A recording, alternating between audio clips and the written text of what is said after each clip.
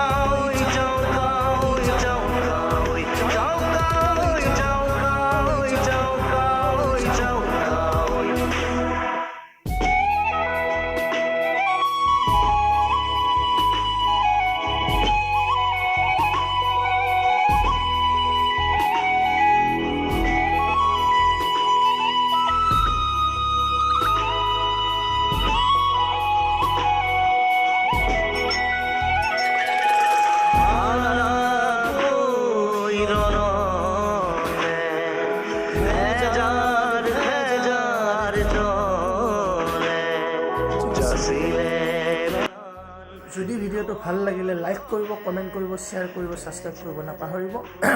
বেছি দীঘলীয়া নকৰিলোঁ এই ভিডিঅ'টো। তেতিয়াহ'লে বাই বাই, টাটা, জয় হিন্দ।